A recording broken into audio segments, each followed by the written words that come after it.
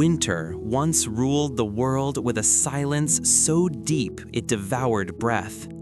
Yet every civilization, from frozen forests to marble empires, lit a single flame against the dark, a promise stolen from gods, spirits, and ghosts older than history. They called it Saturnalia, Yule, Midwinter, Christmessa, but the fire beneath each name was the same: a borrowed light, a reshaped truth, a promise humanity keeps repeating without knowing why. You walk into the oldest winter the world has ever known. You return to the beginning, to a time when the earth wore ice like armor, and the sky hung low, swollen with silence. In the Ice Age dawn, tribes gathered where the sun vanished longest. The smell of resin and smoke clung to fur and frozen stone. Shamans chanted to wake the sleeping sun, their rituals trembling into the cold. But whether the light ever heard them was a secret the night never returned. You feel the cold first. Not the cold you know, something deeper. A cold that presses against your bones, slow and ancient, like the breath of a glacier exhaled across the world. You breathe in air so crisp it almost rings, and for a moment you wonder how anything alive could have survived here. Yet they did. And now you walk beside them. The snow doesn't fall in flakes. It drifts like dust from another realm, pale and patient, settling on your shoulders as if you belong to this place. You hear nothing at all, only the distant groan of shifting ice, a sound older than language. Then, faintly, a crackle, a whisper of flame. You follow it. The camp appears slowly, like a memory surfacing. Rough shelters built of bone and hide stand hunched against the wind. Firelight flickers inside them, small amber glimmers fighting a darkness that wants everything. People move with quiet purpose. This is not a world where waste is tolerated. Every breath matters. Every ember matters. Every ritual matters. You watch as they gather, forming a half circle around a fire that has burned since the sun began to disappear weeks ago. This is the longest night of the year, and to them, it feels like the sky is breaking. Each sunrise arrives later, each sunset comes sooner. They do not know the mathematics of orbits, the tilt of the earth, the logic of seasons. They know only this: the sun is retreating. And if they do not call it back, winter may become the only season left. Your eyes drift to the shaman. Their fur cloak brushes the snow, heavy with soot and age. Patterns painted in ash line their arms, winding up like dark vines. Their breath rises in small clouds, merging with the smoke of the fire. You can't tell where the human ends and the myth begins. That ambiguity is intentional. It has always been intentional. They begin to speak. Not a language you understand, but a rhythm you feel. Slow, steady, rising like a heartbeat that refuses to quiet. Every phrase is a plea. Every silence is fear. Their voice carries across the clearing, vibrating in the cold air. You sense that this ritual is not simply performance, it is survival. Not symbol, necessity. The tribe watches, unmoving, as the shaman lifts a branch wrapped in resin-soaked bark. The scent hits you immediately, heavy, sharp, earthy, like the forest itself is burning through the winter. The branch is fed to the fire. The flames surge, crackling with hunger. The shaman leans forward. You notice their hands trembling, from cold or from belief, or perhaps from something neither word can describe. They raise their arms to the sky, to the thick darkness above. And for a moment, you understand why this ritual mattered. When the world gives no explanation, humans create one. When the sun disappears, they invent a story to bring it back. When night stretches too long, they craft a ritual to shorten it. And when fear grows teeth, they sing to quiet it. That instinct, to make meaning, to shape myth, it began here, in the cold, in the silence, in the need to survive something too big to understand. The chanting deepens. You feel it in your chest. You feel it in the snow beneath your boots. You feel it in the sky above, heavy with unseen stars. The fire pulses brighter, sparks leaping upward as if they too are trying to reach the missing sun. Behind you, children cling to their mothers. The oldest hunters stare hard at the fire, their jaws tense. They have lived through winters when the sun returned too late. They have buried those who did not last. The fear here is not imagined, it is memory. The shaman lifts a pouch made of animal hide. They open it carefully, as if releasing something sacred. Inside is powdered ochre, red as spilled dawn. They toss it into the flames. The fire flares crimson, painting the snow with blood-colored light. A collective breath escapes the tribe. Not relief, recognition. This is the heart of the ritual, the moment when belief tries to become reality. The shaman kneels, pressing their forehead to the ground. The chanting breaks into soft hums, low, vibrating, mournful. A sound like winter grieving. A sound like hope remembered too late. You close your eyes for a moment. You feel the fire's heat wash over you, warming your face, your hands. You can almost imagine the sun returning, sliding over the horizon, gilding the ice once more. When you open your eyes, the ritual has changed. The tribe is now singing, soft, wavering tones, each voice slightly different, weaving together into a fragile melody. Some believe the sun is a god. Some believe it is a spirit. Some believe it is a great fire stolen long ago from the sky. The stories differ, but the need is the same. They want light. They want warmth. They want to live. As the voices rise, something shifts in the distance. The horizon glows faintly. Not sunrise, not yet, but the promise of it. A pale, thin line, almost imagined, barely real. A whisper of gold in a world carved from ice. The tribe does not see it. Only you notice. And for a heartbeat, you wonder if this was how myths truly began. Not with certainty, but with glimpses. Not with truth, but with longing. The shaman stands slowly, exhaustion softening the lines of their face. They turn toward the fire, letting its warmth bathe them. You watch their eyes flicker toward the horizon, just for an instant. Did they see the light, or did they choose not to? The tribe disperses, returning to their shelters. The fire is left burning, watched over by a few silent guardians. Its smoke rises into the night, carrying the scent of resin and hope. You stay a moment longer. The snow settles quietly around you, like the closing of a giant ancient book. You listen to the distant crackle of the fire, the groan of ice shifting far away, the faint echoes of chants already fading into the cold. And you realize something gentle, something profound. The sun always returned, but the rituals remained, because they were never truly for the sun. They were for the people, for warmth, for meaning, for the fragile, flickering hope that kept them alive. You step back into the dark, the fire behind you pulsing like a heartbeat. Ahead, the horizon waits, still holding its thin line of gold. You follow it quietly, knowing the night will not give up all its secrets. Not yet. Not ever.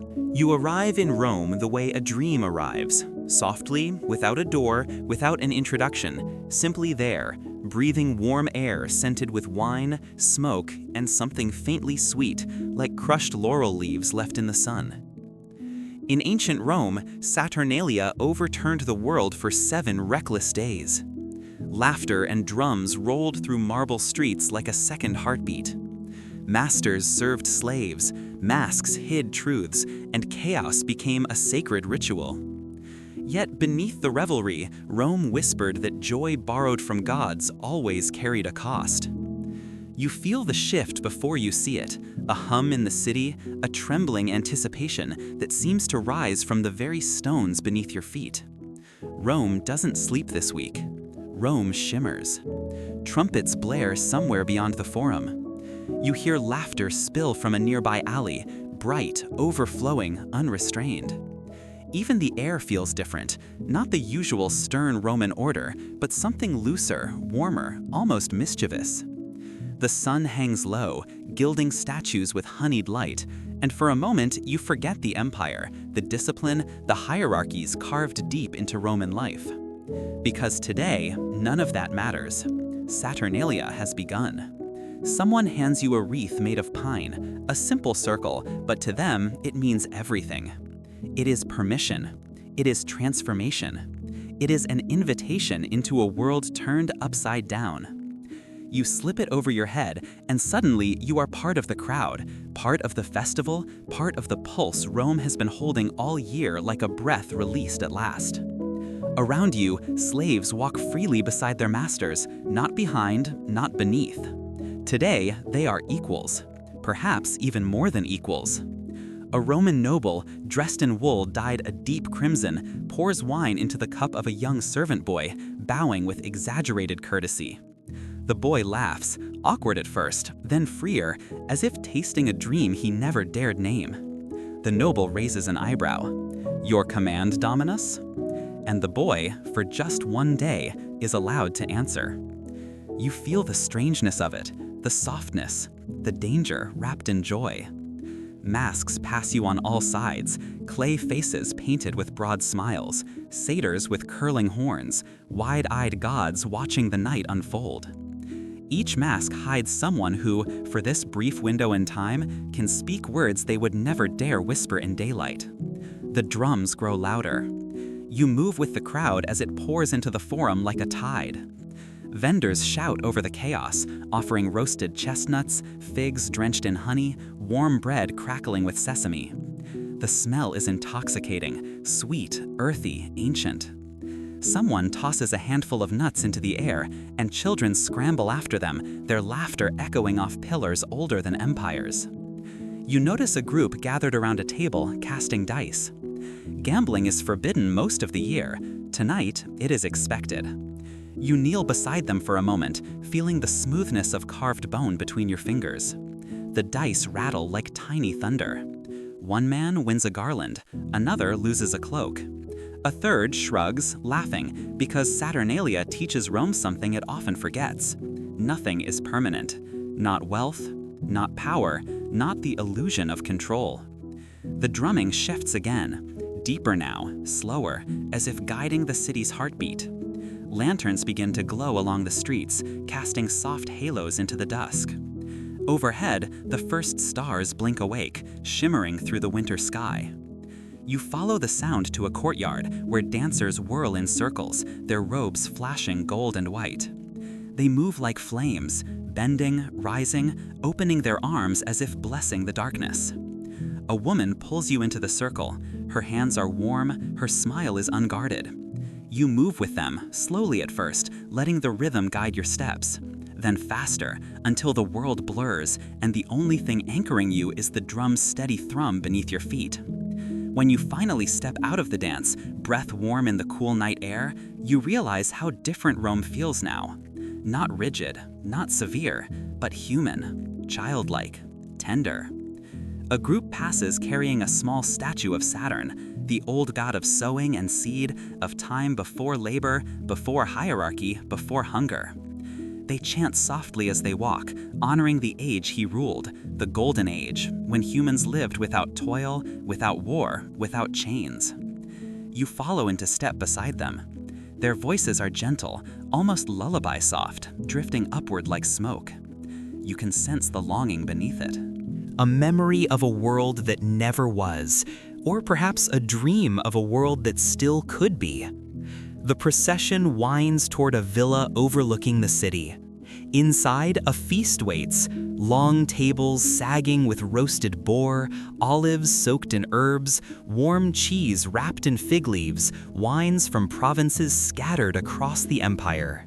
Servants recline on cushions, and nobles bring them plates with playful insistence. It is a reversal, yes, but also a performance, delicate as glass.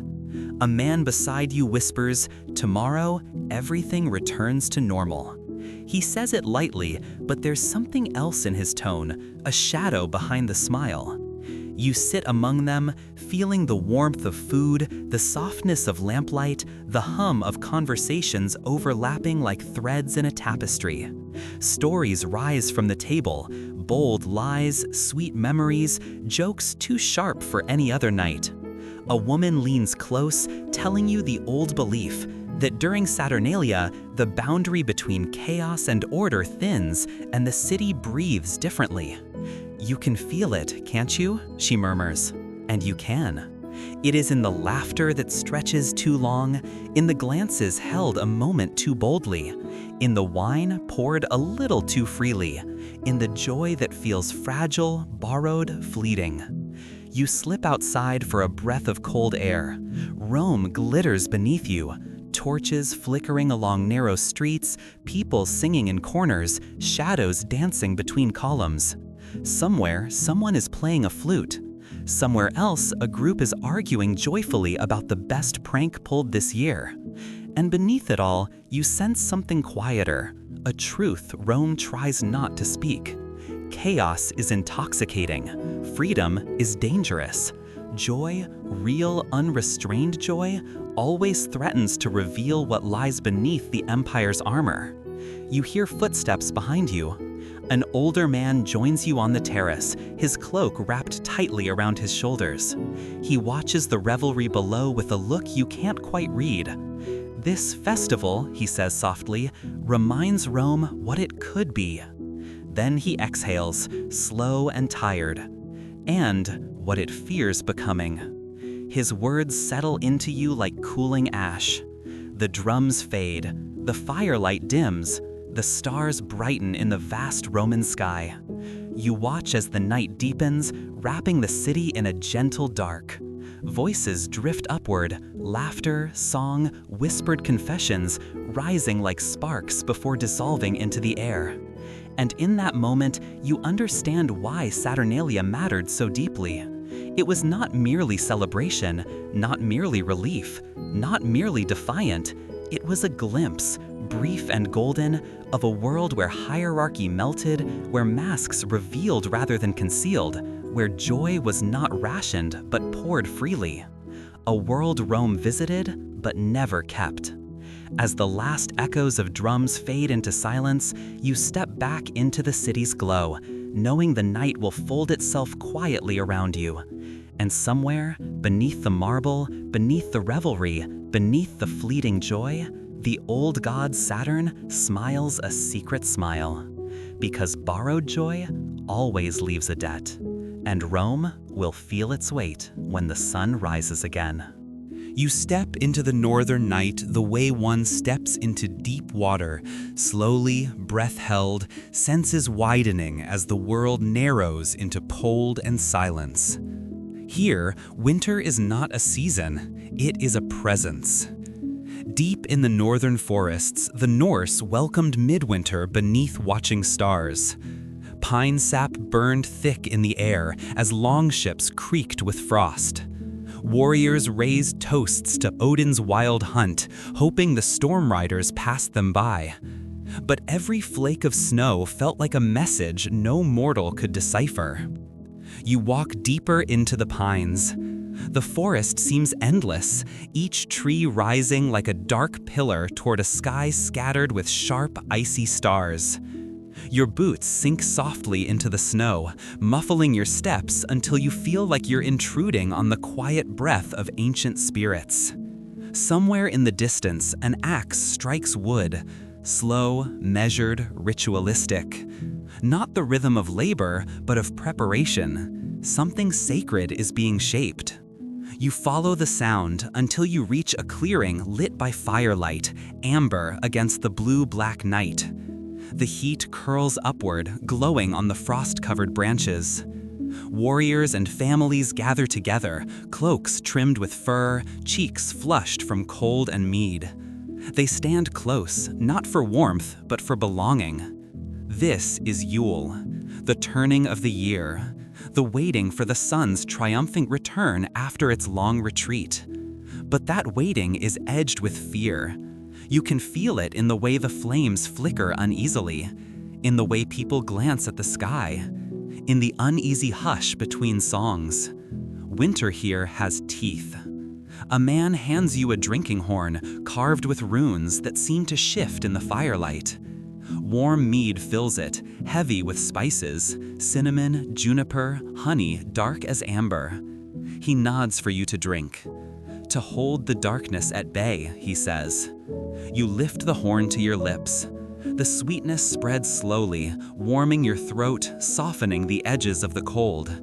For a moment, you feel almost safe. Almost. A storyteller begins to speak, not loudly, but with the confidence of someone who knows every ear is listening. She tells of Odin's wild hunt, the furious procession said to ride across the sky on midwinter nights.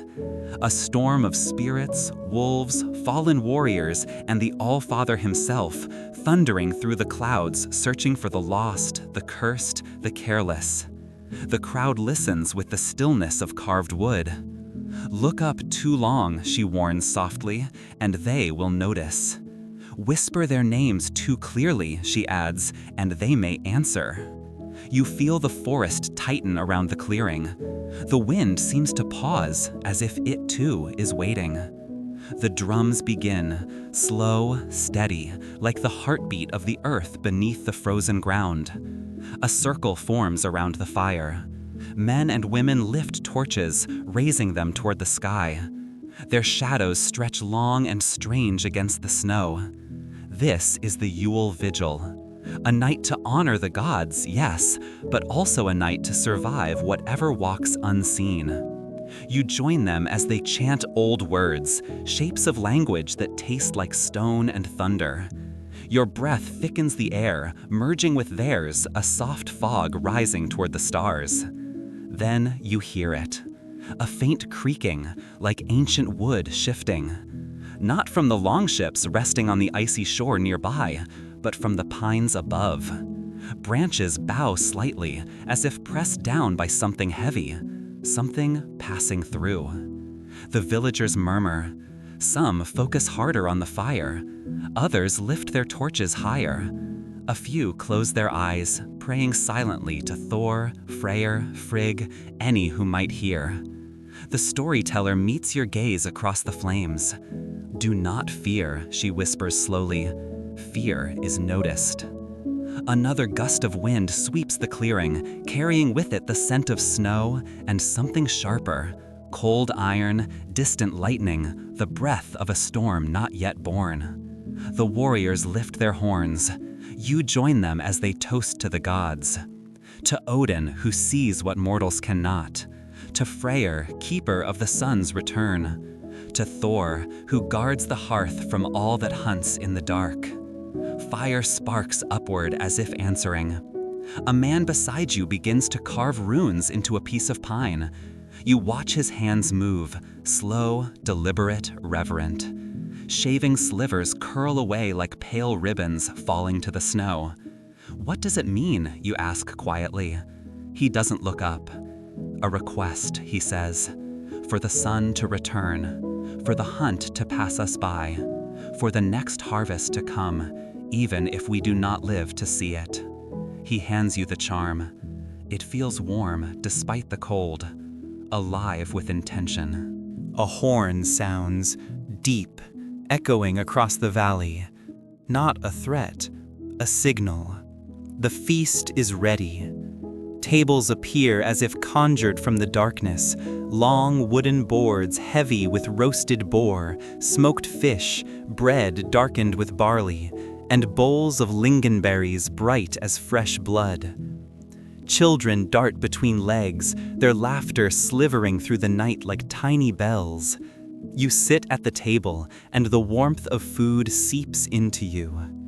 The taste is simple, honest, grounding, the kind of food meant to hold a person through winter. Across the flames, someone lifts a harp. The music that follows is soft, almost mournful, yet full of quiet strength. It drifts upward into the air, dissolving into the star-filled sky. The song tells of the first Yule, when the sun vanished so long the people feared it had died. Of how they lit fires, carved runes, and offered their best to the gods, not out of superstition, but out of hope. Hope that light would remember them. Hope that warmth would return. Hope that survival was not a selfish wish. The fire burns lower as the hours stretch. Faces soften, voices dim, even the drums quiet. You stand, stepping away from the feast. The forest breathes around you, cold and endless. Above, the stars burn sharp as shattered ice.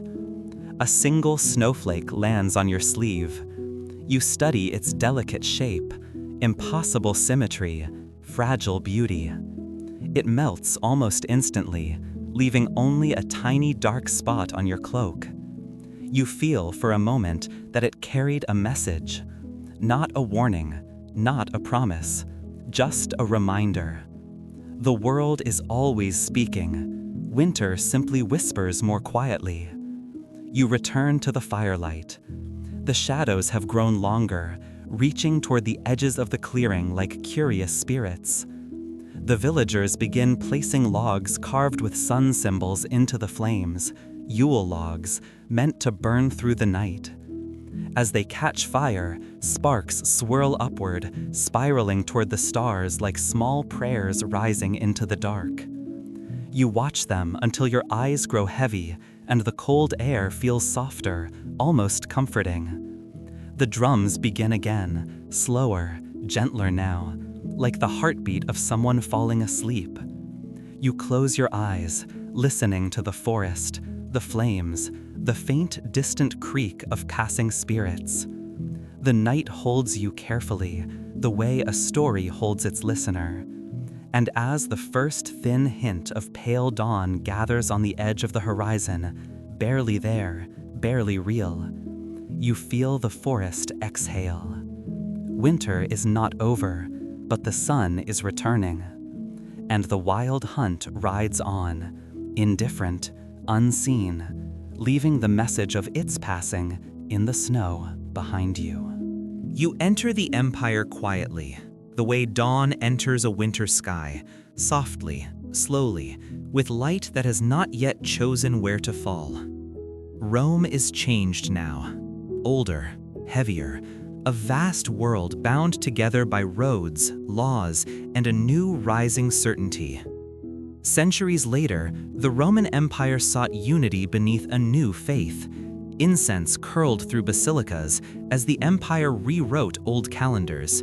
A humble birth was set atop the bones of solstice gods, consecrating borrowed time. But the merger of myth and doctrine left echoes no decree could quiet.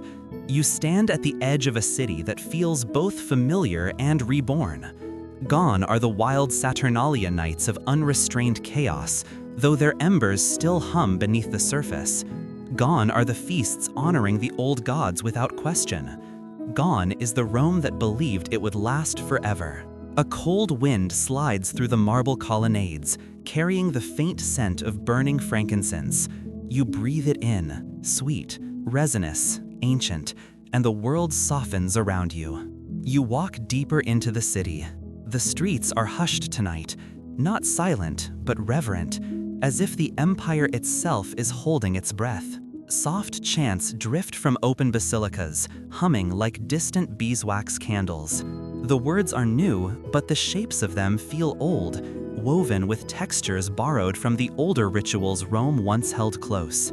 You step inside one of the basilicas. The light changes instantly, dim, warm, fluid. Candles flicker along the walls, their flames bending in small waves, as though bowing to something unseen. Incense pools in the air like mist, rising and folding and rising again. The scent clings to you, sacred sweetness, ancient smoke, a bridge between mortal breath and divine imagination. Voices echo through the hall, A hymn rises, slow and steady, filling the high arches with a trembling calm. You close your eyes for a moment and feel the weight of centuries pressing into this single room. The empire is rewriting itself, piece by piece, faith by faith, story by story. Outside, winter presses against the city. Inside, the memory of the solstice burns quietly, hiding within new traditions. You drift toward a fresco newly painted on the apse.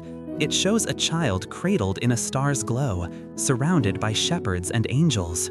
But beneath the brushwork, you see something older, traces of Sol Invictus, the unconquered sun, whose festival once crowned this same season with golden fire. You whisper the old name without meaning to, Sol Invictus.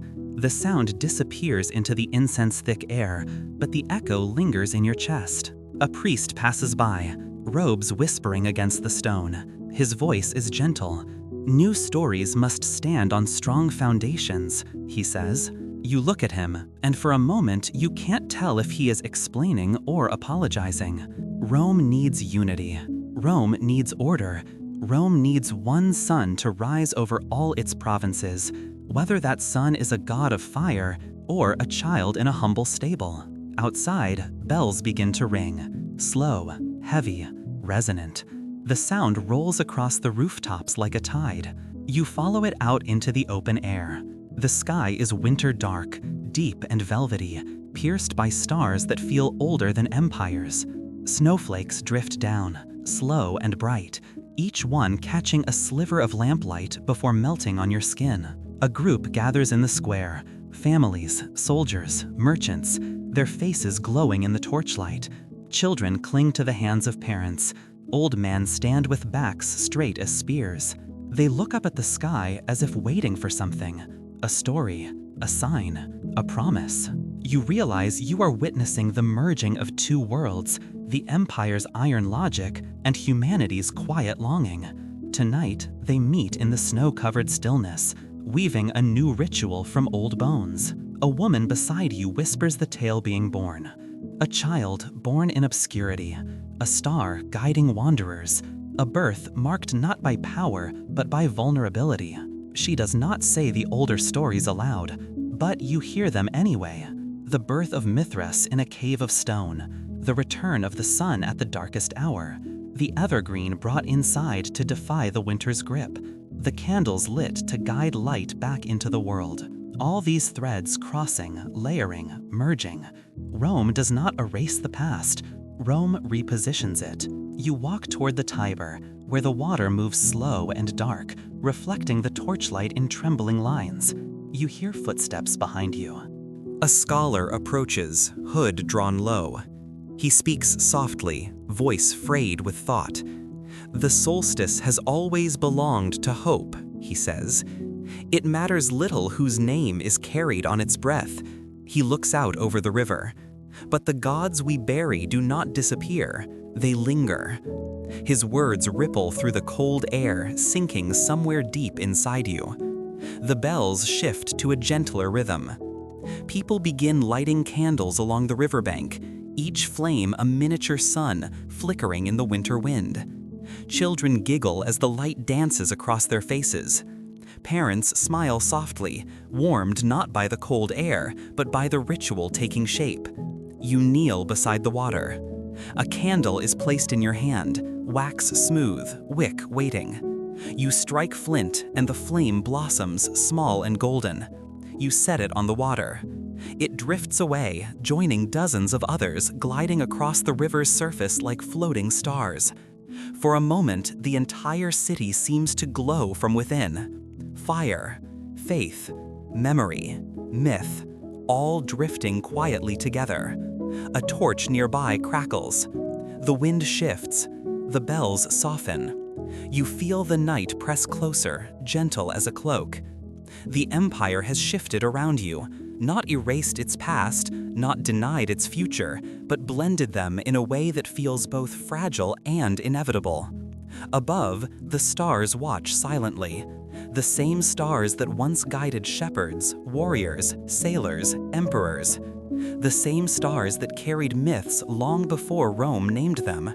the same stars that will shine long after its last fire fades. You breathe in the cold air, incense, snow, river mist, the quiet rustle of new stories settling onto old foundations. And as your candle drifts farther down the Tiber, its flame growing smaller, softer, dimmer, you feel the world balancing on a thin, shimmering line between what was and what might be. The solstice waits. The empire listens. And somewhere, beneath the hymns and the history, a whisper remains, reminding you that every light, no matter its name, is always borrowed from the dark. You enter the Middle Ages the way one steps into a dim chapel, slowly letting the shadows adjust around you, letting the cold settle into your breath until it becomes part of the air you carry. This world is softer than Rome and harsher, more devout and more afraid. Its winters have weight. Medieval Europe reshaped winter rites with saints, spirits, and cathedral bells. Wax and pine mingled with the cold as processions echoed through stone halls. Villagers blessed evergreens, fearing old forest gods still lingered beneath them. And every bell toll felt like a boundary drawn, never fully agreed upon. You walk down a narrow village road paved with frost. The cottages lean close together, as if whispering secrets through their thatched roofs. Candlelight flickers in the small windows, soft, golden squares trembling against the night. The air smells of wood smoke and damp earth, of wool cloaks drying near hearths, of pine cut fresh from the forest. Snowflakes drift slowly from a dark sky. Each one settles gently, soundlessly, like quiet prayers finding a place to rest. Somewhere beyond the cottages, a bell rings. Deep, slow, soft enough to lull, heavy enough to warn. It rolls over the village like a tide. You follow the sound toward the stone church rising at the center of everything, its tower cutting into the night like a blunt blade, its stained glass windows pulsing faintly with firelight. Inside, a procession forms. Monks in simple robes carry candles that paint their hoods in halos of gold. Villagers follow, clutching sprigs of holly, bunches of rosemary, and small evergreen branches wrapped in twine. Their boots scuff softly along the flagstone floor. The air is thick with incense, frankincense, burnt pine, beeswax melting slowly in the heat. You inhale, and it feels like breathing centuries. A priest lifts a branch of evergreen, sprinkling holy water across the gathered crowd. The droplets catch the candlelight, sparkling briefly before disappearing. "Life everlasting," he says. The villagers murmur the phrase back, carefully, reverently. And yet beneath their words, you sense something unspoken, an older fear that clings like frost to the edges of the ritual. Evergreens were sacred long before the church blessed them. The forests around this village remember. And so do its people. You step back out into the cold night as the procession moves deeper into the church. The village is quiet, blanketed in snow. Lanterns sway softly in the wind. You notice a woman placing holly above her door, bright red berries against dark green leaves. She glances at the forest, then at you. "Saints guard us now," she says. Her voice is steady. Her eyes are not. You follow her gaze. The tree line stands a short distance away, a jagged wall of black silhouettes. Between the trunks, the night feels thicker, alive somehow. Stories told around hearth fires whisper of creatures older than scripture. Spirits who watch from the pines. Beasts who walk upright at midwinter. Gods who once demanded offerings beneath the cold moon. The villagers have new saints now, but the forest has not forgotten the old ones. Another bell tolls, sharp, higher, more urgent. A group of children runs past you, laughing, but their laughter has a skittish edge, as if they know the bells are not simply marking time, but staking a claim. You walk toward the church again, Its heavy doors remain open, spilling warm light into the snow. Inside, the chanting has begun, low and rhythmic, echoing off stone columns older than the village itself. Voices rise and fall like breathing. The sound steadies you. It feels like a shield. Near the altar, a wooden carving of St. Nicholas stands draped in garlands of ivy. His painted eyes seem to follow you, gentle, almost kind. Yet there is a strange familiarity in those evergreen garlands, as if the saint has simply stepped into the clothes of someone older. You kneel near a row of candles, burning low. Their flames flicker softly, bending in drafts that move like unseen fingers. You close your eyes and hear distant footsteps, villagers approaching with offerings. Bread, wool, dried apples, sprigs of laurel. They lay them before the altar, but some glance at the shadows as they do. Not everything is for the saints. The candles tremble as if stirred by a hidden breath. When you rise again, the church feels changed, not in appearance, but in presence. Warmer, fuller, watched. You step back into the night, and snow crunches quietly beneath your boots. The villagers gather in a circle near the edge of the square, lighting a Yule fire beneath the open sky. Its flames leap high, sparks spiraling upward like tiny embers returning to the stars. A man adds a thick log etched with symbols to the fire. No one seems to recognize the markings, or perhaps no one wants to admit they do. The fire roars. The crowd murmurs. The bells toll again as if drawing a line through the night. A boundary, a warning, a reassurance. You stand beside the flames. Their warmth wraps around you, soft as a wool blanket, bright against the cold. The villagers lift their voices in a hymn, slow, melodic, trembling with devotion. But between the verses, you hear another sound, a faint rustling from the forest, a crack of ice beneath a heavy step, the whisper of something old shifting in the dark. The villagers do not look toward it, not tonight, not during the rites. They keep their eyes on the fire, on the church, on the candles glowing like scattered stars. The night deepens, the chants soften. One by one, families return to their homes, leaving lanterns burning in their windows. Light as protection, light as prayer. You linger by the fire until the wind changes, colder now, sweeping across the square. It carries pine sap, snow, and something colder still. A feeling of being observed. You turn toward the forest. The trees stand utterly still. No wind moves their branches. Yet something shifts behind them, too soft to name, too deliberate to ignore. The silent watchers, not hostile, not welcoming, simply present, honoring a pact they never agreed to. You hold the warmth of the fire one moment longer before stepping back into the dark village road. The bells toll once more, a single note, heavy as a closed door. It fades into the night. Your breath rises into the air. Snow gathers softly at your feet. And in the space between the church's light and the forest's shadow, you realize every winter ritual, every saintly prayer, every blessed evergreen is a bridge between the world that humans believe in and the world that listens quietly from the trees. A boundary, drawn, redrawn, never quite settled.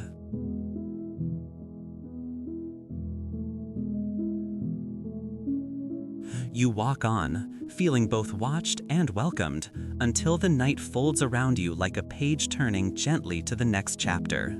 You slip into the 15th century as if stepping through a doorway made of fog and torchlight, the world shifting from solemn winter prayers into something louder, wilder, and far less certain. The air tastes of wood smoke and old ale.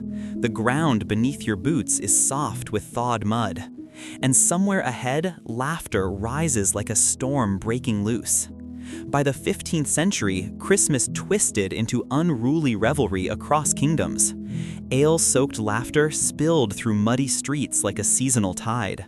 Crowds crowned mock kings, chasing a dangerous joy that frightened rulers.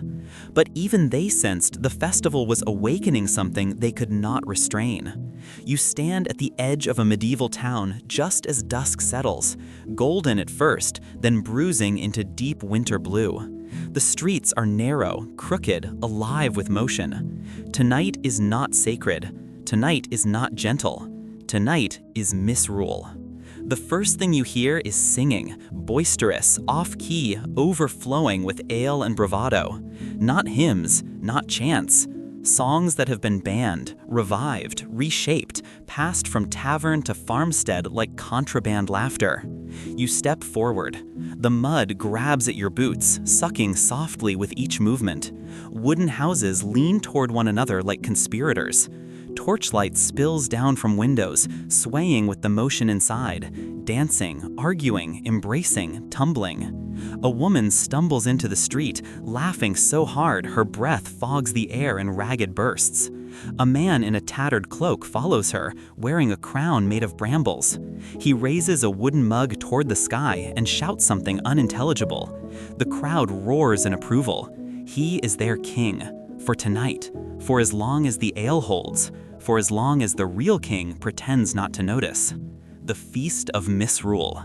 You feel the energy before you understand it, a looseness in the air, a crackling beneath the surface, as if order itself has been softened by heat. It is chaotic, yes, but also intoxicating. Villagers spill from the tavern in a wave of cheer and mischief. They carry torches, drums, pots, pans, anything that makes noise, anything that breaks silence. Children chase one another with soot-blackened faces. Women swap aprons for ribbons. Men trade places with servants. Roles twist, bend, dissolve. Tonight, hierarchy sleeps. An elderly man catches your sleeve. His beard is white, his eyes bright with Misrule's fire. Come, he urges. Tonight we forget the cold. Tonight we forget the crowns. He leads you toward the center of the square. A bonfire blazes there, tall, fierce, greedy for the night sky.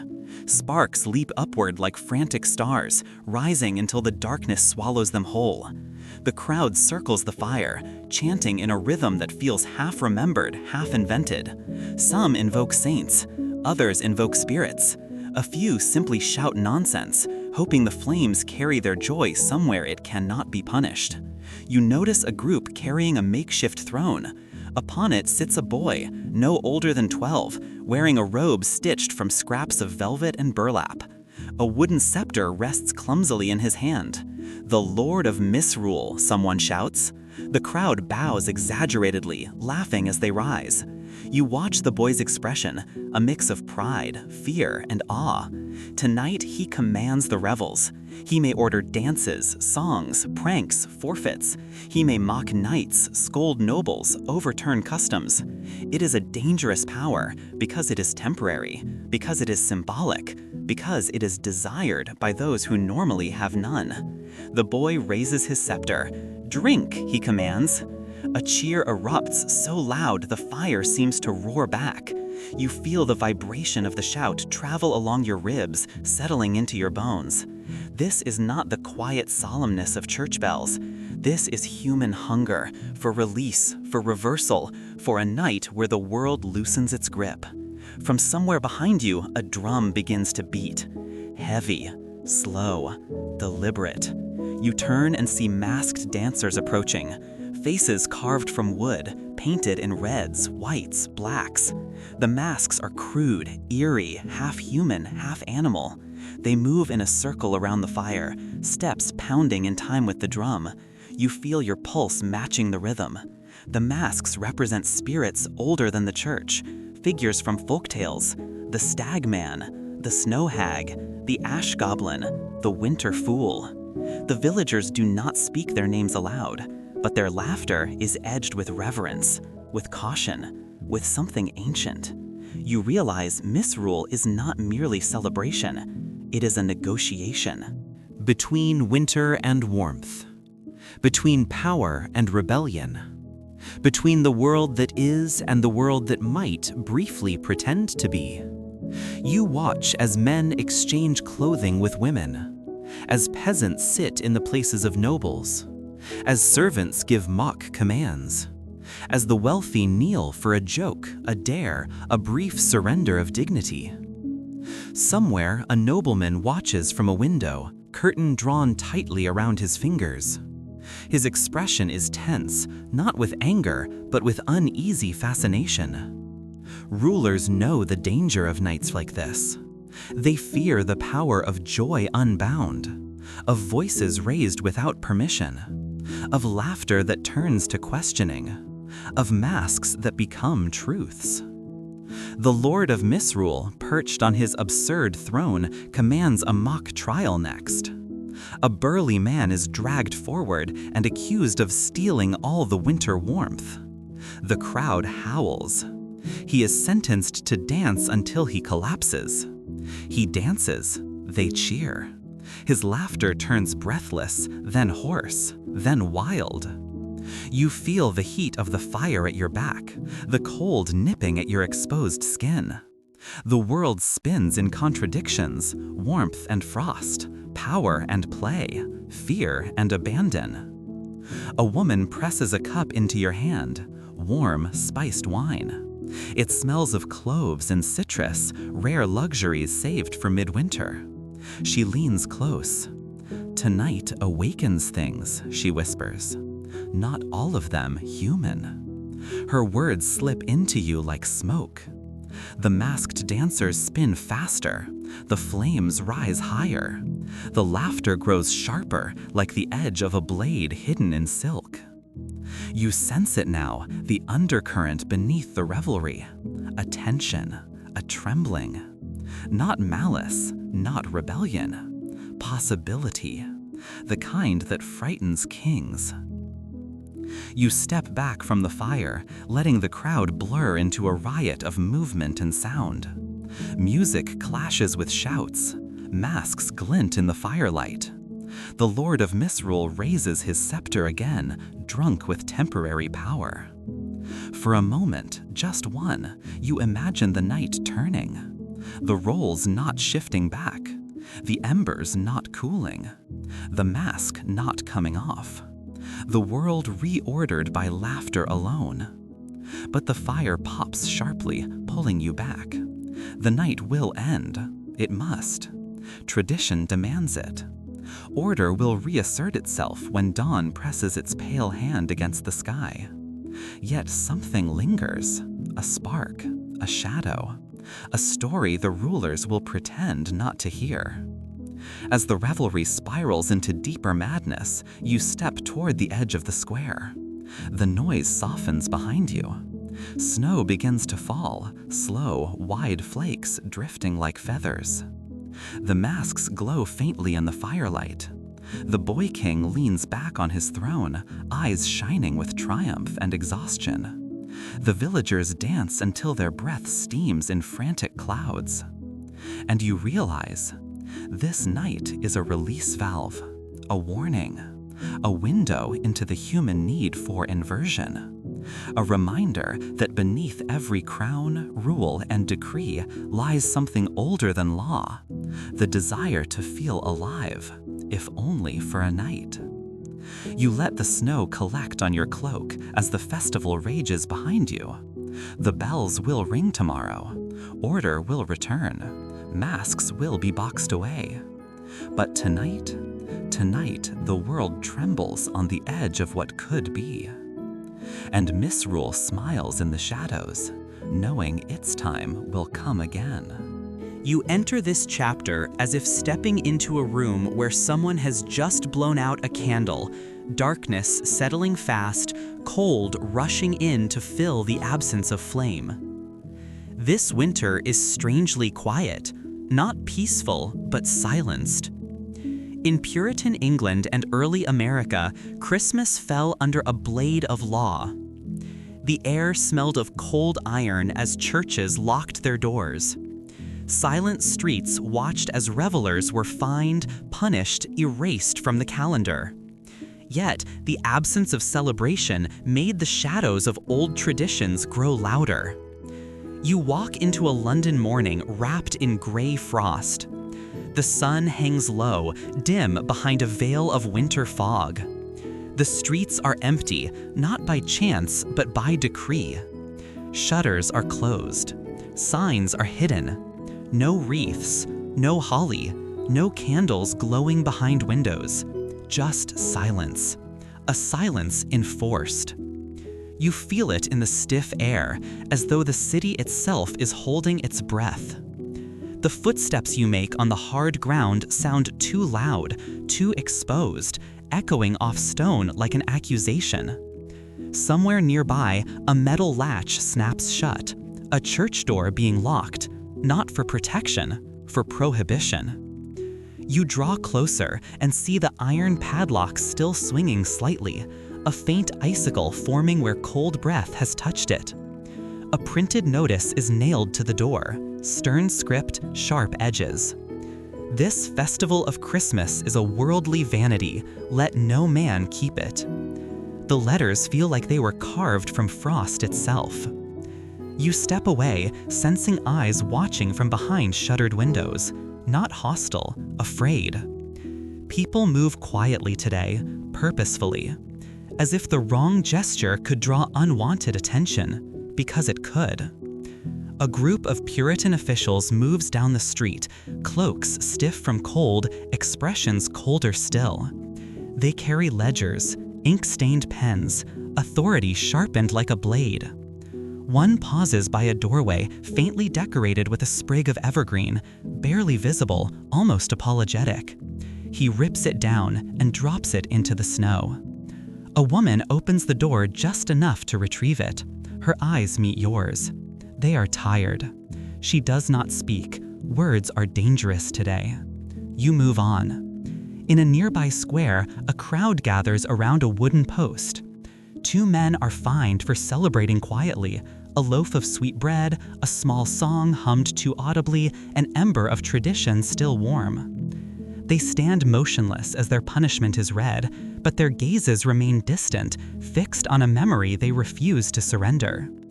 You feel the cold iron air settle deeper as the officials disperse. This is not the winter of feasts or fires. This is the winter of erasure. You cross the river on foot, the water beneath frozen in thick, veined sheets. Your breath curls upward, joining the smoke rising from scattered chimneys, thin, controlled columns. The city smells of wet stone, of ash, of rules carved into the marrow of the day. You leave London behind and travel across the ocean into early New England. The cold follows you. The silence deepens. You arrive in a settlement where snow smothers sound entirely, muffling footsteps, softening voices into whispers. Cabins stand in neat rows, every door closed, every window dark. No wreaths, no holly, no candles, a law. A law posted in the center of town reads, "Whosoever shall be found observing any such day as Christmas shall pay 5 shillings." Snow gathers at its edges. You stand there as villagers pass without looking at it, pretending not to see, pretending this day is no different than the one before or the one after. But you can feel something beneath the surface, a resistance not spoken, a longing not erased, a memory not extinguished.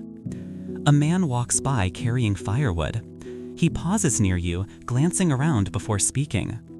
"It used to be different," he murmurs. He doesn't explain. He doesn't need to. You feel it in the air, the ghost of songs unsung, of candles unlit, of laughter stifled until it choked itself quiet. But suppression has a strange consequence.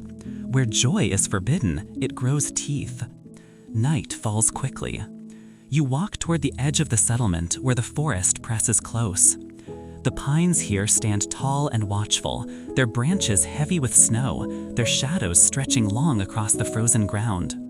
You hear a crack, not from the trees, but from the weight of winter pressing into silence. Then, faintly, the sound of footsteps. You follow them. A small group slips into the edge of the woods, families bundled in thick cloaks, lanterns dimmed nearly to nothing. They move carefully as if the very air might betray them. You keep your distance.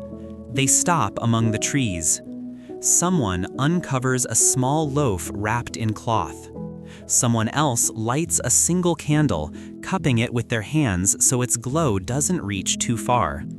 Someone hums a tune, soft, fragile, trembling.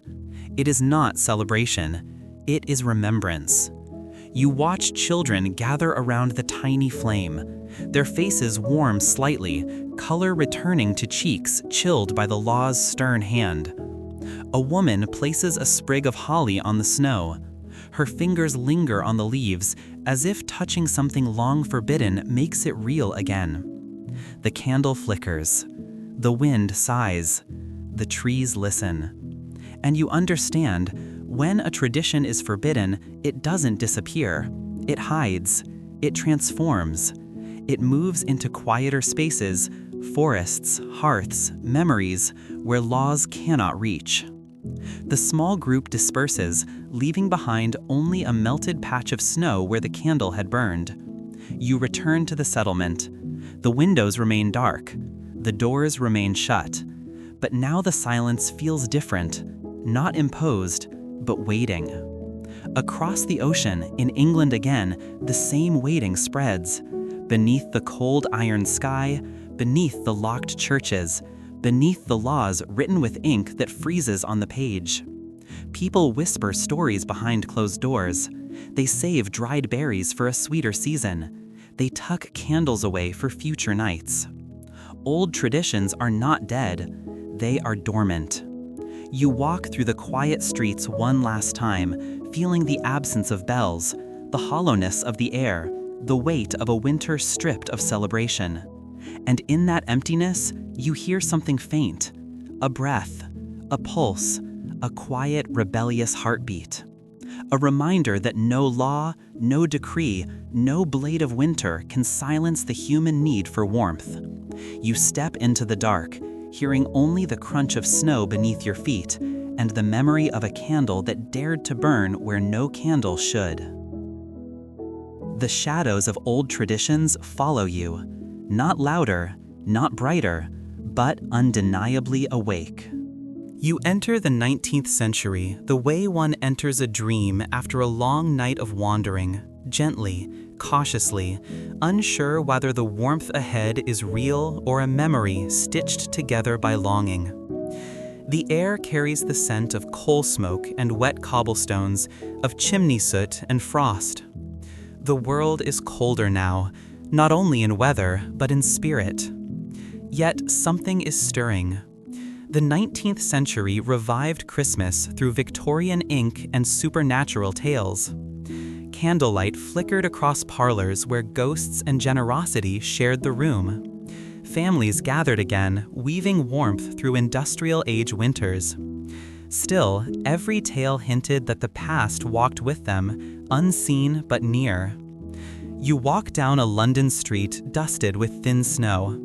Gas lamps glow in the fog like small moons suspended above the pavement. Horse hooves clatter softly in the distance, muffled by the cold. Windows shine with pale amber light. You catch glimpses of parlors where shadows move over wallpaper patterned with ivy and oak. This is a world hungry for comfort.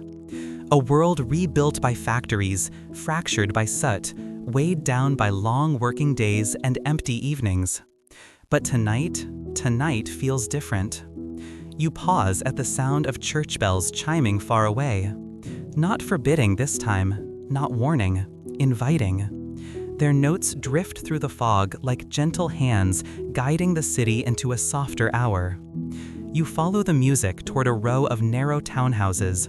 One window glows brighter than the rest, a warm, steady flicker that reaches into the street like a beacon.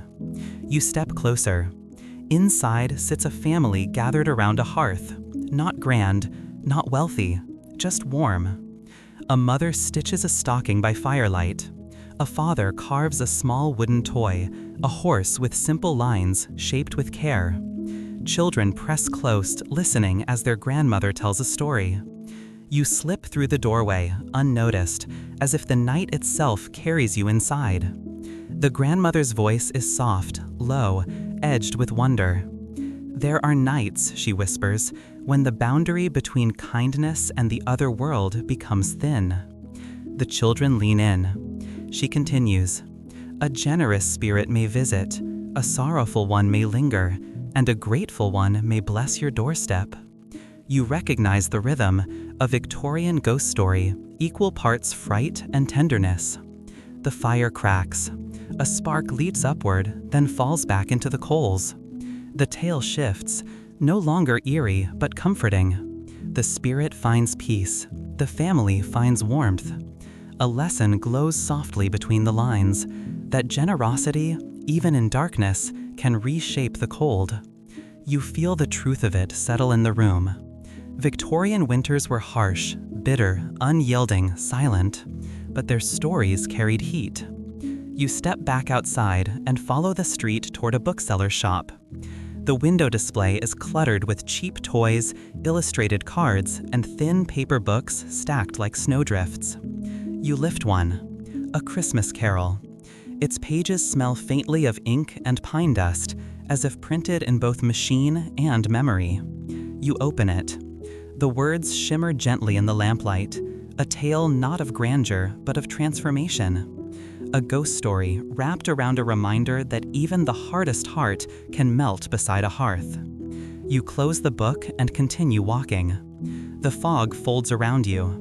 You pass factories with tall chimneys, their smoke weaving into the low clouds like threads of shadow.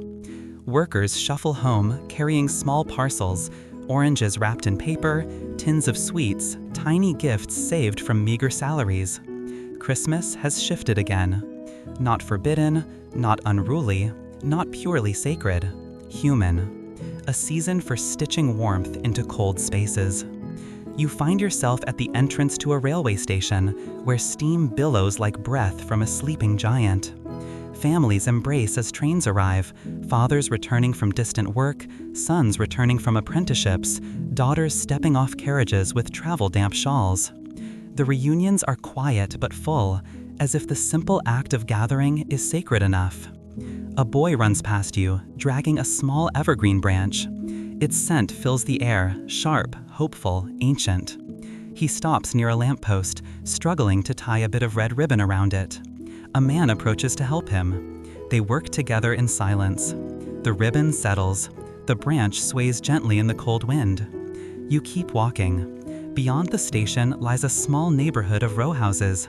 Unlike the grand Victorian mansions, these homes are humble, brick facades warmed by the glow of candlelight inside. You approach a window and see a young woman writing a letter at a small desk. Her ink glistens as it dries. Beside her burns a candle, its flames steady and bright. She pauses, looking toward the hearth. Something shifts in the room. You sense it, a presence. Not threatening, not sorrowful, simply there. A gentle ghost of memory or family or longing. A soft echo of someone who once sat by that fire. Someone she still speaks to on winter nights when the wind curls through the chimneys. She returns to her letter, and the room feels fuller, as if every flicker of the candle welcomes both the living and the remembered. You walk on. The night grows colder, the fog thicker, the lamps dimmer. But the warmth you've witnessed lingers like a thread wrapped around your wrist. Ahead, you find a cottage at the edge of the city. The door is slightly ajar, allowing a thin ribbon of firelight to spill into the snow. You step inside. A hearth burns bright. Stockings hang from the mantel. The scent of spices, cinnamon, nutmeg, clove, drifts from a pot simmering over the flames. A book rests open on a chair. A collection of winter tales, each one a blend of superstition, memory, and moral. A story about a wandering ghost who guides a lost traveler home. A tale of a mysterious visitor leaving gifts on a doorstep. a myth of spirits who gather at midwinter, checking on families who keep their hearths alight. You sit for a moment. The fire crackles. A draft stirs the pages of the book. The past leans close, not to frighten, but to be remembered. This is the Victorian Christmas reborn, half ghost story, half hearthfire, woven with ink and longing. You rise slowly and step back outside. Snow falls again, drifting through the lamplight. Your breath comes warm, then vanishes. The houses glow faintly behind their curtains, each one holding a story, a memory, a ghost, a hope. And as you walk into the deepening night, you feel them following. Not haunting, not lingering, just keeping pace. Every tale whispered tonight rests beside you, warm as a candle in a gloved hand. And somewhere within the fog-bound city, a hearth cracks softly, a small sound with a long memory, reminding you that even in the bleakest winters, warmth has a way of returning, carried by stories that never fully let go. You arrive in the modern century as though stepping out of a quiet snowfall into a corridor of lights, bright, humming, unblinking. The world has shifted again. The old candles have become bulbs. The old chapels have become storefronts, and Christmas has become a spectacle. In the modern era, Christmas shifted into glowing cities of glass and neon. The scent of pine battled with the perfume of commerce and reinvention. Crowds sought meaning in rituals both ancient and entirely new. But beneath the lights, the oldest question lingered, waiting to be answered. You take your first step into a city thrumming with December. The pavement shines, slick with melted snow, streaked with reflections of red, green, gold. Towering windows display trees trimmed with glittering ornaments, each one curated like small galaxies suspended in time. Music drifts from speakers above doorways, soft jazz, orchestral arrangements, distant echoes of hymns rewritten for crowds that hurry rather than gather. You inhale. The air carries contradictions, pine wreaths and perfume, fresh snow and exhaust, gingerbread sweetness and cold metal escalators. Everything feels layered. You walk slowly, letting the city pass around you in tides of rushing coats and bright scarves. People weave in and out of shops, carrying bags packed with gifts wrapped before that are even unwrapped. Children press their faces to windows, watching mechanical reindeer bow their heads in endless loops. Somewhere, a bell rings, not from a church, but from a street corner, where a volunteer shakes a small brass chime over a red bucket. Coins drop with soft metallic chimes. Meaning shifts, but the rhythm remains. You move toward the heart of the city, a plaza shimmering with millions of tiny lights. They hang like constellations caught in nets strung between buildings. A massive tree towers in the center, branches heavy with ornaments as large as lanterns. Crowds gather beneath it. Phones rise. Lenses glint. Faces glow in the reflected brilliance. A child on a father's shoulders points upward, whispering something only the night can hear. You watch the small exchange, a quiet moment preserved inside a world that rarely pauses. The scent of roasted chestnuts drifts from a vendor nearby. You walk toward it, letting the warmth of the cart melt the cold from your fingertips. The vendor smiles, handing you a paper cone of steaming nuts. "For luck," he says. "For warmth," you answer. He nods knowingly. You step aside, tasting the chestnuts. The flavor brings something older into the moment, a memory from centuries past, a reminder that some rituals survive even the fiercest reinventions. The plaza transforms as a choir begins to sing. Their voices rise through the hum of traffic, weaving sound into the cold night air. Not polished, not perfect, human. You close your eyes, letting the harmony wrap around you like a soft scarf. When you open them again, the world has shifted slightly. The lights feel brighter, The shadows feel deeper, and you sense something lingering beneath the surface, a question the lights cannot answer. What is Christmas now? You walk away from the plaza and down a quieter street. Here, the glow dims. Windows grow smaller, simpler. Homes line the sidewalks, not grand, not flashy. Warm lamps burn inside, casting golden squares onto the snow. You pause in front of one. A family sits at a table, eating dinner lit by candles. No spectacle, no orchestration, just warmth. A grandmother tells a story. A mother smiles faintly. A child draws in a notebook. You feel something soften inside you, a reminder that the season holds more than its glittering surface. You move on. A narrow alley leads to a small church tucked between high-rise buildings. Its door hangs open slightly, and soft choral music drifts out, not amplified, just real voices folding gently into the cold. Inside, only a handful of people sit. Some pray, some simply rest. You feel a hush settle around you, as though the air itself exhales. Candles flicker on a small table at the front. Each flame moves differently, slow, patient dances of light that feel older than the city surrounding them. You light one.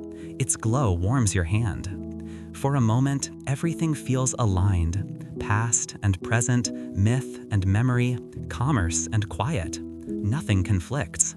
Everything coexists. Outside, snow begins to fall again. Slow flakes illuminated by neon signs, drifting sideways as the wind redirects them like soft decisions. You follow them into another part of the city. This street is fuller, crowded with vendors selling handmade crafts, knit scarves, carved toys, glass ornaments glowing with trapped light. These gifts are not polished, not mass-produced. They carry fingerprints, breath patterns, stories.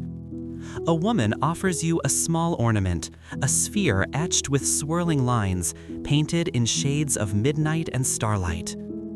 It's for remembering, she says. Remembering what, you ask? She smiles. Whatever you nearly forgot. Her words linger long after you place the ornament gently back on the table. You keep walking. The city shifts again. Skyscrapers rising like shimmering pillars, their windows glowing with the labor of late nights and early deadlines. Offices adorned with strands of string lights. Work parties laughter softened by cheap champagne. The manufactured miracle, a holiday built on invention, reinvention, marketing, nostalgia, and a longing for warmth in a world that moves too quickly. But even here, something ancient moves beneath it all. A person leaves a bag of groceries on a neighbor's step. Another hands a blanket to someone shivering beneath an awning. Someone hums a familiar tune in an elevator. Someone else stops to help a stranger pick up spilled parcels. Small rituals, small kindnesses, small sparks of something older, truer. You walk toward the city's edge, where the lights fade into darkness and the snow deepens into untouched white. The hum of traffic softens, the air sharpens. Your breath rises like ghosts of warmer days. You stop and look back at the glowing city, shimmering in the cold, a constellation built by human hands. Neon and pine, glass and memory, commerce and longing. The miracle may be manufactured, yes, but the yearning behind it is not. Beneath every light, beneath every purchase, beneath every decorated street and crowded mall, lies the same question whispered through centuries. What are we searching for when winter deepens? Warmth? Connection? Wonder? Hope? You watch snow settle on your sleeve, slow, silent, weightless. The city continues to glow behind you, unaware of the question it carries. You turn toward the deeper night, letting the quiet rise inside you, like breath, like memory, like a truth older than any season. And as the snow falls thicker, cloaking the world in white silence, You feel the unanswered question follow close behind, gentle, patient, waiting for you to carry it into the next chapter. You step into the final chapter, the way one steps into a familiar dream, knowing the shape of it, but never its ending. Winter breathes softly around you. Not ancient this time, not medieval or Victorian, but present, immediate, a blend of everything the world has ever been and still might become. Today, Christmas stands layered with gods, emperors, merchants, and ghosts. Carols, snow, and silence fold together like centuries breathing in unison. Humanity still gathers around a single flame, never sure who first lit it. And every winter the mystery returns, unchanged yet never fully known. You begin on a quiet street just after dusk. Snow whispers down from the sky, the kind of snowfall that softens sound, that hushes the mind, that feels like walking inside an exhale. Warm light spills from windows framed with evergreen. A wreath hangs on a door, a candle glows on a sill. It looks simple, it looks modern. But the moment you touch the cold air, you feel the centuries beneath it. Each snowflake carries a memory, a Norse rune hidden inside its crystal, a Roman drumbeat frozen in its silence, a Victorian ghost flickering in its fall. You walk forward. The world is quiet, save for a distant melody drifting from somewhere unseen, a carol on the edge of hearing, rising and falling like breath against glass. You follow the sound. It leads you to a small park, dimly lit, blanketed in snow untouched by footsteps. In the center stands a tree wrapped in soft white lights. Children hung ornaments here earlier in the week, hand-painted stars, paper angels, pine cones dipped in glitter. The tree glows gently, like a creature breathing in sleep. You sit on a bench nearby. The silence settles around you. Not heavy, familiar, the kind of silence that carries echoes. You feel them first. The rituals of ancient dawns, the hymns of basilicas, the misrule laughter of medieval squares, the ghosts that warmed Victorian hearths. They gather near, quiet as snowfall. You close your eyes, and the world shifts. You find yourself walking through layers of time. In one breath, the glow of the modern tree becomes a fire-lit Yule log from the northern forests, sparks rising into the night like scattered stars. You hear laughter, drums, the crackle of frost. In the next breath, the light becomes a Roman candle burning for Sol Invictus, the unconquered sun, flickering beneath marble pillars dusted with winter air. Another breath, and the glow becomes a single forbidden candle cupped in the hands of villagers hiding in a Puritan forest, their breath clouding the cold. Another, and you see Victorian lamplight warming the edge of a fog-covered street, a ghost hovering near a window pane, listening to a family's soft laughter. And then, the present again. Soft lights, soft snow, soft breath rising from your lips. You open your eyes. Nothing has moved, and yet everything feels different. You stand and begin walking through the park, your footsteps crunching lightly through the snow. Each step lifts a memory. Each breath stirs a story. You pass a couple holding gloved hands, sharing warmth as they admire the tree. You pass a man carrying a bag of groceries to a neighbor's door. You pass a child pressing her mittened hands into the snow to make a star-shaped imprint. Everyone carries the flame differently. You keep walking until you leave the park and enter a street lined with small houses. Some glow with festive lights, others sit quietly in shadow.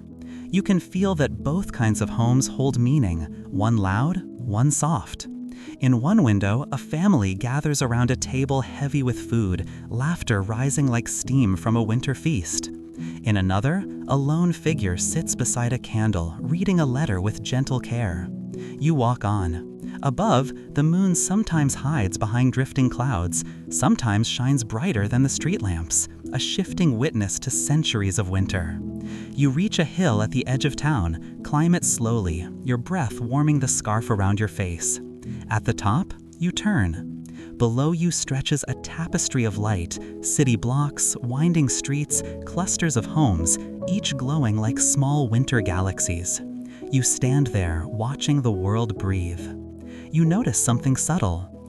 Every light flickers in its own rhythm. Every window holds its own memory. Every family carries its own belief. Yet all of them gather around a same season, the same flame, the same quiet hope. You breathe in deeply.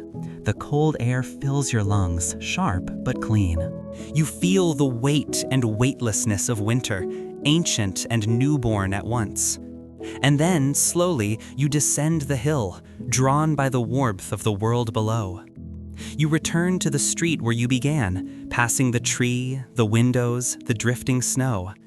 Your footsteps slow as you approach a small lantern standing alone on a porch. Its flame is steady, soft, golden. You watch it for a moment.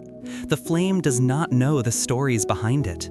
It does not know whether it burns for Sol Invictus or the Christ child, for Odin or a Victorian ghost, for memory or reinvention, for ritual or habit or hope. It simply burns. It has burned in countless forms, in countless winters, in countless hands. A single thread connecting distant worlds, distant beliefs, distant needs. You reach out and place your gloved hand near it, not touching the glass, just near enough to feel the warmth. And as the flame wavers lightly in the cold, you understand the truth winter has been whispering through centuries.